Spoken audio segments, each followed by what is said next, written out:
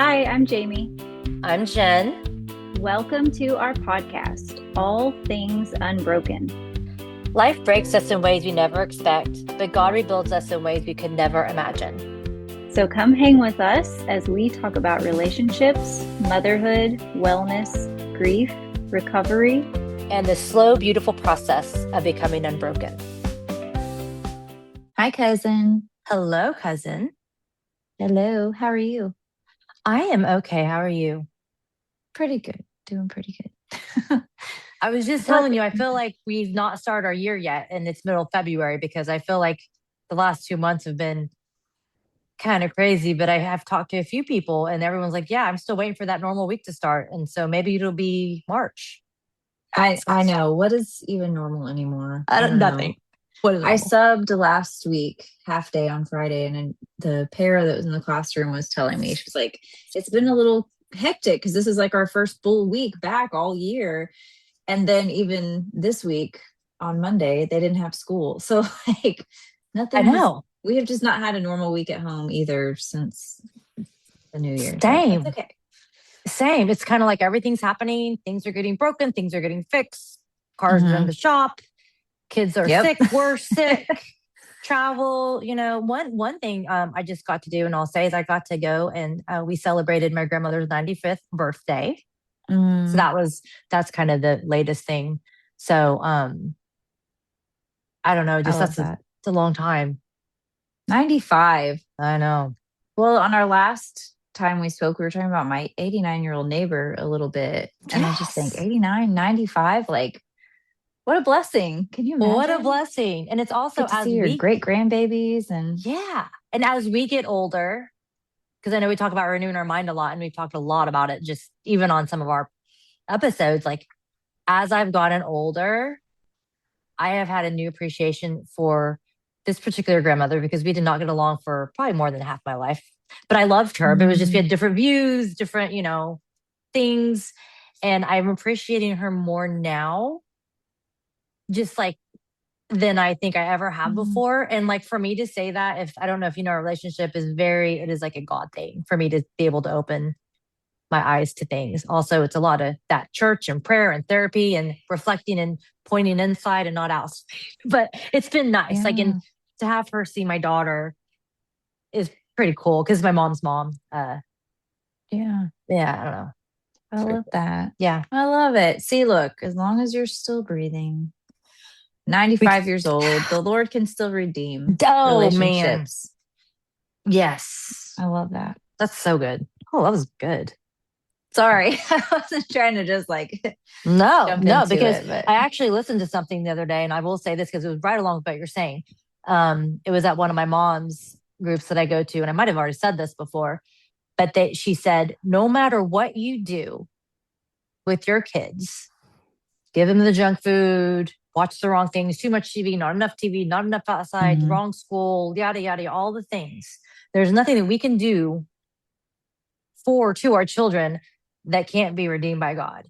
And something about the moment she said that, a weight just got lifted because I'm like, oh my gosh, think about all the stuff that we worry about. And it never stops. You have a child who's a decade older, almost than mine. And I just need to say that every day. Like, put it on a wall. And I'm normally pretty good at it, but we all have moments where you just kind of spiral that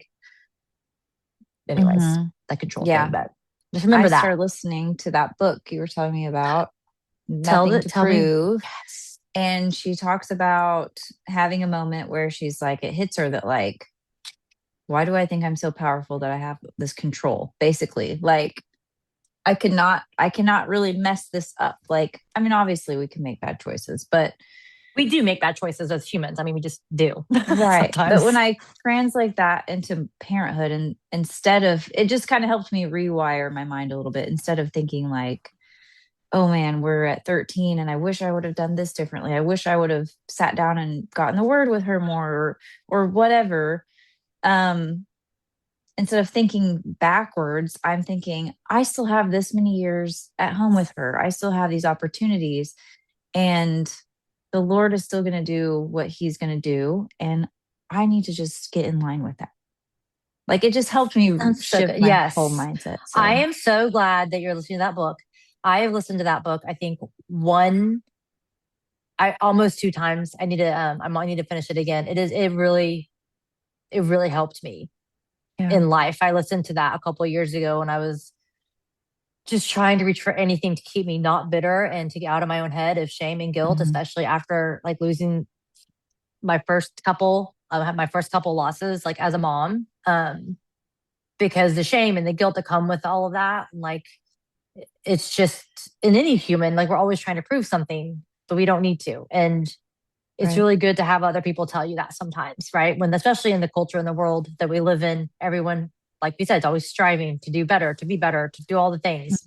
So thank you. I can't wait to talk about that a bit more with you. So yeah, I know we're going to we have whole episodes coming about that, I think, in the future. I feel like it's happening. Yes, ma'am. But for today, so last time we spoke about your testimony and you were sharing your story with us, which, by the way, thank you again for doing that, because I know it's probably not always easy. So thank you for sharing with us. Last time we spoke on that, you were recapping your childhood through early adulthood, I believe, for us, starting with adoption, coming over to the US, your upbringing, your childhood, into early adulthood. And you had told us that after your mom's first suicide attempt, she was unconscious for a while. There was a lot of prayer and things that you talked about there. And then we ended that moment off with when she woke up. So do you want to pick up there? And we can pick up there. And I will tell you, and since we're just so raw in this, absolutely. I was telling Jamie earlier, this is the first time in a while that I've talked about certain details and gotten emotional about them, because I haven't, just for so many years. Even when there was a time I was like putting on a race for mental health awareness, and I would share my mom's story, and you just get to the point where you share a story, and this is your life, and this is A, B, C, D. I was adopted, had a normal childhood. Mom had depression. She had suicide attempts. She died, all the things. So thank you for letting me share this. And yes, we can start there. So I did just re-listen to part of the episode, and I also like cringe when I hear myself talk. So I'm really going to try to speak in full sentences, and you can stop me and ask me questions. But basically we had kind of finished off with the last one of, came over from Korea, was adopted, had a pretty normal childhood in Oklahoma. We kind of chatted about like, maybe I was one of the only Asian kids, but I never in a small town, Oklahoma, but I never felt really on the outside necessarily. Not that I can remember at a decent childhood. And then I grew up and was involved in school and middle school and high school. There was a time that when I was 15, when she first got clinically diagnosed, I put quotes, that's whenever the diagnosis was. And that's kind of when everything kind of shifted. And then you fast forward 5 years later, her first suicide attempt after she was diagnosed and after all the testing and psychiatrists and things, that was the first time I think that the community really knew the depression was like real, I guess. Because I had told some people, I told a few friends, the family knew, but no one really knew like the ins and outs of our daily living. So that's where we can kind of go. And it's no one's fault. My dad and I were just home with her. I stayed home my first 2 years. We went to community college because I wanted to stay close to my mom. I was also working at a psychologist's office. But I also was, to be honest, afraid to go out of town anywhere because at that time, she was unstable. And so she woke up. My mom woke up. It was her first attempt. She had actually taken, my dad had like a root canal, and she had taken like all the medication, whatever that was, it was strong enough. And she had gone to the graveyard of our neighbor who had just passed away.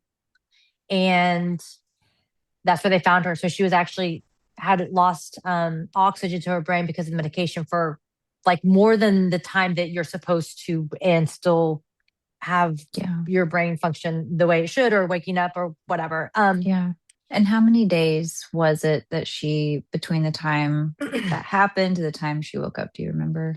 It was about 5 days, because I remember after the first day, they do 24 hours to do a check. They do 42, and then they do like 42 and 72 or something like that. Does that make sense? Mhm. 24, no, sorry, 24, 48, 72. So after the 72 hour was whenever we had the family meeting and we're like, hey, Okay. and remember I mentioned in the last episode, like for me, I was like, listen, I've watched my mom struggle.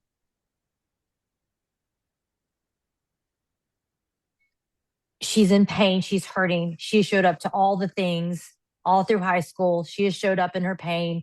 She'd be in the hospital one day. We check her out of the hospital, and then she'd be at the next meeting to do the things. And I've watched her do all these things for so long. Like, I really feel that we should take her off of the ventilator. If she lives, that is a God thing. I remember saying those exact words. And other people that were our close family did not agree. So we kept her on. And that's when she woke up. And it's really hard to kind of articulate this. But she was not happy when she woke up. Now, I did not know this at first because when she woke up, she had the ventilator and all, or she was still on the ventilator, so she couldn't really speak or whatever. But within a few days, this miracle that was a miracle, she was not happy about it. And I'll kind of pause there, because now looking back all those years, I think that a lot of my resentment and bitterness kind of started from there, that I didn't even know that I ever had. Oh. Like, I think I kept that down for a long time. So we can pause there just to kind of. It makes sense. Yeah. Because you did have a different perspective. You were right there. You saw it all the time. And so for you, it was like, you knew she wasn't going to be happy. Well, I think that the bitter resentment wasn't that. No. So I know what you're saying. No, I was upset because she was upset that she woke up. My bitter resentment towards, I don't know, like maybe towards her a little bit. Okay. Sorry. Yeah. So were you there when she woke up, or did you get a phone call? Was your dad there? I was with some friends, and during this time, so I was like 20. I wasn't making like all the best decisions.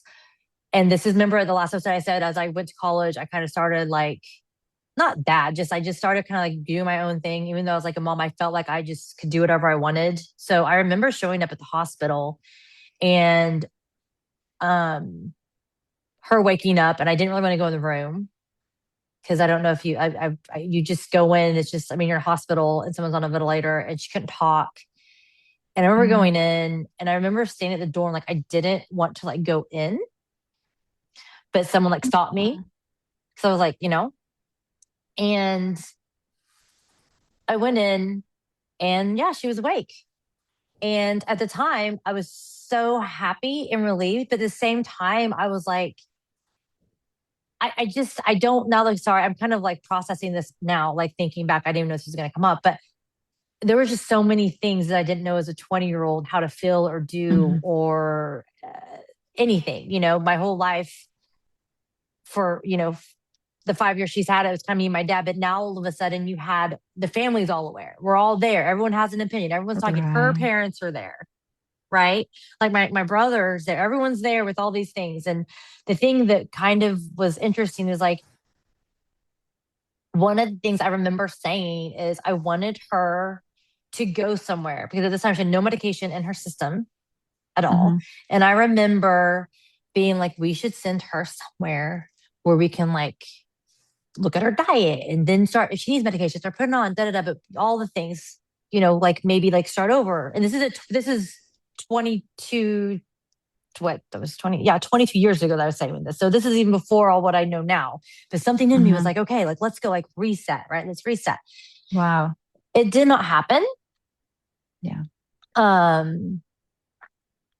It did not happen because we didn't have the money, the resources, whatever the reason. She was in the hospital for, I think, about 2 or 3 weeks after she woke up, or a couple more weeks after she woke up. And it kind of all went back to the same. Yeah. She started going back to work. She was that insurance agent I told you about. She was still there. She started going back to work. Yeah. So that's kind of that. That was her first suicide attempt. She's had, that was her first one.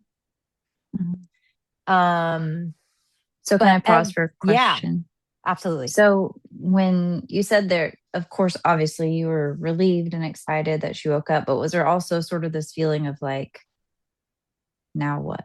Like what is this going to look like? Or anything like that? I kind of at that moment, I think something like clicked inside of me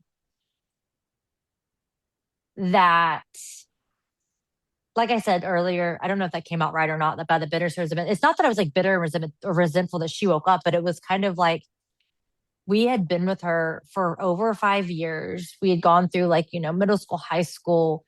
I'd watched her overcome all the things. Like I knew she was tired. I knew that she also was a Christian and that she prayed and that she went to church every Sunday and all, and so also that part of my brain being who I was as a Christian, I didn't understand like why she wasn't getting better necessarily.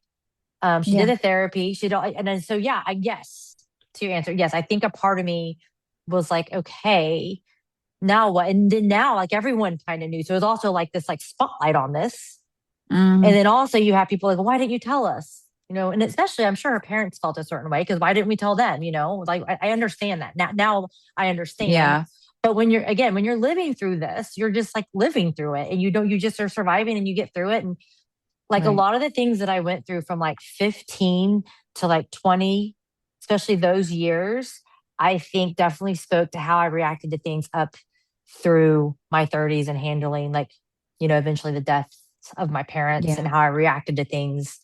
But yeah, everything kind of went back. So that I think at that time too, I think it was my moment of like, okay, like what now? Like what now? Because everyone kind of went back to work. My dad, everyone, she got out, she went back to work. Like everything kind of just went the same, which is so interesting, right? After something that traumatic, that it would just go back the same, but it did. And I eventually got my associate's degree. And then after that, I did move. I did move 45 minutes away to school and started college.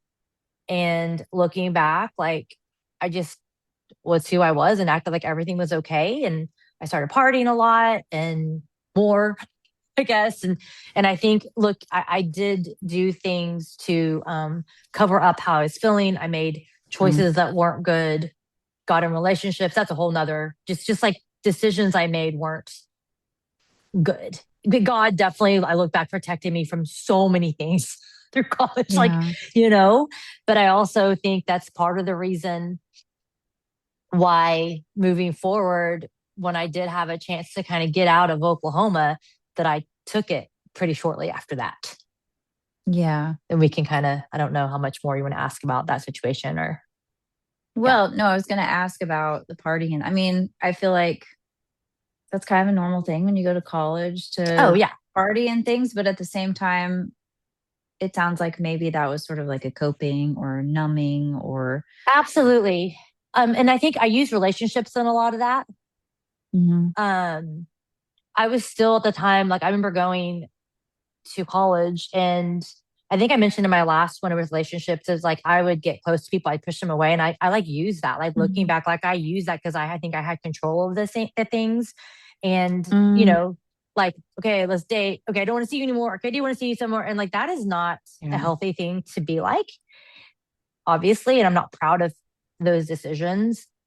And I made peace with certain people as well. But I think a lot of my decisions from, especially after her suicide attempt to being a grown up and then the others happened had to do with that. So, I think it's pretty natural to go out and like spread your wings. But the things that I like when I was like in my associates, even, I just felt too grown up. I felt looking back, I'm like, I was a child. And like some of the things that I was thinking and doing, or even that I like spoke to my mom about, like, cause I was kind of like the mother, like, okay, like make sure you don't take too many of these, and like, okay, I took to go visit you at the hospital. Yeah. Like it put me in that position to where I really felt like I was this 18-year-old, but really 28-year-old. You kind of had to grow up too fast because of all of this and become the caretaker instead of having. And I knew nothing. What 18-year-old knows anything? And listen, I mean, I know more, maybe knew more than some, but anyways, that's a whole, that can be a whole discussion of how things from our past help where we are, as we get older. Sure. So the other thing I wanted to note, if you're okay with me pausing for a second, is you mentioned a couple times like not telling people and not telling the family. And I just wanted to reiterate, like this was 2000. So she got diagnosed 2003. 1998. This is 1998. No, so this was not even. Okay. Yeah. This so was 1998, the early late 2000s. 90s, early 2000s. And if you think about, and around what year was she born? Like, I know your dad was born in like 1948 or something. She was in her 50s when all this. Okay. Her early 50s. Okay. And then if you think about that generation, and then the generation that would be her parents, they very much grew up in a time of like, this is not okay. These kind of things are not normal. Yes. Or probably when her parents were even kids, were when people were having conversations like kind of making fun of people if they had issues in their minds and things like that. So just kind of framing that generational perspective of why it wasn't something probably that you guys just felt like, oh, we'll just pick up the phone and call the family for support, because generationally, and even just at that time, people just didn't get it the way we get it now. I don't even know if we get it now. I'm going to be honest with you. I don't think. Well, sure. I think that we don't. I think that we see it more now, and I think that maybe we definitely get it more now than we did 20, 30, 40, 50 years ago. 1000%. There's more out there. And it's definitely destigmatized. I think it's kind of what I was getting at. Yes, it's because now you hear this like, why didn't you just tell someone? Why didn't I just go post it on social media and someone would have reached out? You can post anything on social media and you'll have someone reach out and like point you in a direction, right? And I mean, even have social media, right? And so we don't have to stay there. I just kind of wanted to point out, like, if you think of her, like the generation of your mom and dad, and then even the generation of her parents, or like nanny, and just the timing there is just so different. And even though we may not fully get it now, there's a lot more communication about it and conversation and awareness at the very least. Anyway, we don't have to stay there. Resources. I believe me, we talked earlier about getting stuck in the past. Like there's so many things that I'm like, if my mom would have had NAMI, if my mom would have had a peer group, if she would have had people, like a support group to go to, I think her life could have been very different. And there's a lot of shame and guilt around that. Again, because my dad and I didn't really go to her therapy sessions or do the things, I visited her when she was in the hospital and I helped take care of home and I would help cook sometimes or whatever, but there was a lot. And maybe that is where a lot of my shame and guilt come from, because we always talk about how I feel shame and guilt. I mean, because there's so many things that when you look back, I mean, you talked about just as being a mom, you literally just said it, like for your, your preteen or your teen is like, oh, I don't know, it was Tara earlier, you said it, like, you think about all these things I could have done. Same thing for this situation, all these things I could have done. And that carries with you, which is why I have fought so hard over the years to figure myself out and to go to therapy and to do the things I'm trying. I'm not perfect, but that is why I try, because I also feel like I can't get stuck there. I mean, I can, but what's the point of it? Like, it's not going to help me anyway. Right. Yeah. Okay. Well, sorry for that little detour. Don't be sorry. Don't be sorry. I loved it. You're right. Okay. You're right. So then you had carried us up to, you guys went back to work, or back to what was your normal life. You went off to college. You were kind of partying, and now looking back, you can see how you were using those things to sort of cope for them. I was at I guess it was my junior year, because I did my first 2 years, got my associates. In the junior year, I went to school 45 minutes away, had an apartment, was going to classes, just a normal college. I was like, it was normal college. And I would go back on the weekends and do my laundry. And I think that's kind of when I started like disconnecting a little bit, not disconnecting, but just living my life separate, but I'd still like check on her. So it was an interesting dynamic for my mom and I really since then, is because I was like, that's when I like moved away, but I still had my hand on it, I felt. So it's like you're removed, but you're still have your hand in it, which is kind of maybe how, anyways, that made me like pause for a second. And eventually I was back I'll go into this. I was back home over a break. It was St. Patrick's Day, 2000 and it was right before Dad. So Dad passed away in 2006. So it was right before that. I think it was 2006 when this was March 2006. I was back and I was out, and this is when I met or was reintroduced to someone who was back in town. He was a couple years older than me, military. And we kind of hit it off. And I started dating him long distance. And that summer, so this is March, that summer, I decided that I needed a break from Oklahoma. And he was in North Carolina and living. I was like, you know what? It was my junior summer, my senior year. I was like, I'm going to go for the summer and get a job in North Carolina and go be with him to see if this is going to work out or not. Because at this time I was, thought I knew everything. I was definitely my 21, 22. Like I knew everything then, right? Right. And I was not honest with my parents about this. And I'm just going to be honest here because I have asked forgiveness from God. But I was like, we're going to have, there's a place. I literally remember like lying so easily. And like looking back, like I despise lying. I literally despise it. But I was like, his friend had an apartment and I'm going to stay. And he's not going to be there for the summer. I'm staying with them. Long story short, I somehow talked my parents into this, but also I was like kind of on my own as well. So they couldn't necessarily say no, but I still like wanted their blessing. I went to North Carolina for the summer. I don't know how much you want to get into this. I guess it's part of my story. And really from the beginning, there were so many red flags with this relationship, like so many red flags. There was fighting. There was just immaturity. Like he'd already been married before. I remember him like through high school and he was just, I don't know, he's always this older, like really cute guy I knew, whatever. And you dated him in high school or no? No, I just knew who he was. He was 2 years older. This is not my high school boyfriend. No. But anyway, so we ended up that summer eloping. And we can pause here. You can ask me all the questions because I don't know how much to tell you or not. We eloped. And I'm grinning because if you know me, I'm a pretty open person. I always have been. I kind of just say things. I've been like that my whole life.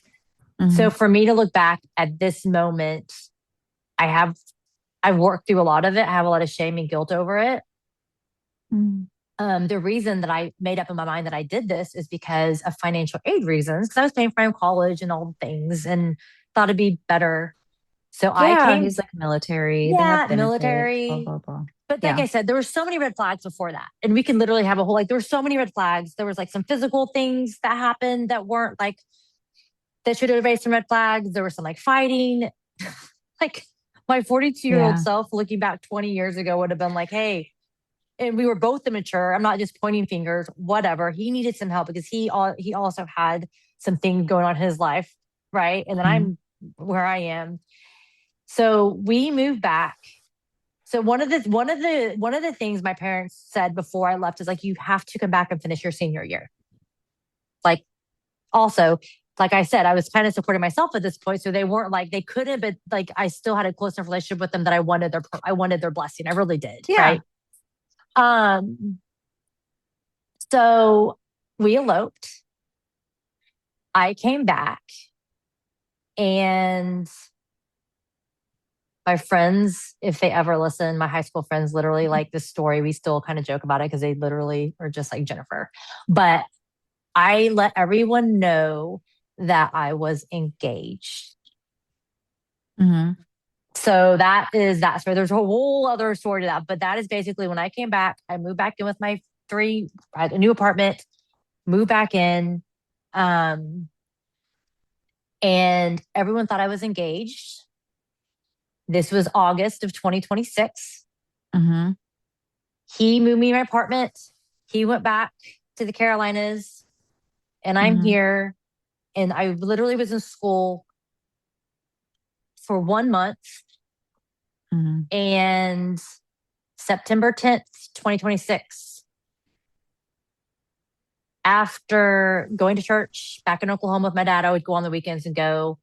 My dad was in a motorcycle accident and died. And I think this may be a good spot to kind of stop and revisit later, because this is another, like, we can kind of stay here for a minute later. And I will say, I think I've said it a couple times, my world changed, but really, like, this is another thing that that happened that was very unexpected, and kind of changed the trajectory of the next few years, because I can continue next time and talk about how that was for our family, and then all the things, because at this time also, I'm going to say, no one knew that I was married at the time. Yeah. So I don't know. I remember all of that. Yeah, we can get into it next time. And then you can ask me the questions later. Yeah, I just feel like, maybe, is that a good time? We can get any questions about any of that before we get off. But it's a lot. I can see how, well, for starters, when you're in your early 20s, I think all of us look back, right? I'm coming up on 40 in a little while. I can easily look back at that stage of life. So, no shame and guilt. Shame and guilt don't come from the Lord. I know. Maybe we look back and we see we could have done some things a little differently or had some more wisdom, but sometimes we were surviving, and just doing the best we can. And so that's all any of us are doing. So, I mean, that's all anybody's doing. That's why I'm not. No, I was, thank you for saying that though. But thanks for saying that. Did you want to say anything else about the whole, I could go into, I don't know. I'll save that for next time, about like the day before my dad's accident, what happened and stuff. That can be maybe next time. And then I'll reveal how I told the family that I was married later. Yeah. These things I remember very much. And so we can definitely good. You can tell me your outlook on that. But thanks for letting me share. Hope that wasn't all over the place. But I made it to my early 20s. Yeah. I feel like for every episode, I feel like it's like, oh, and this changed my life. But I guess that different things can change our lives at different times, right? So I think I repeat that a lot. And I'm like, is that silly to say? But I'm like, no, like absolutely. They've changed it a lot. So, I mean, that's a pretty massive, unexpected, like, you made it, right? Like, you made it through all these things. And then you were trying to cope and live your life and living like a young adult, like most young adults do, trying to figure it out and make these decisions and grow up and be responsible and move forward. And then something happened that you didn't expect. I will say this, we can end. I keep saying we're going to end. Whenever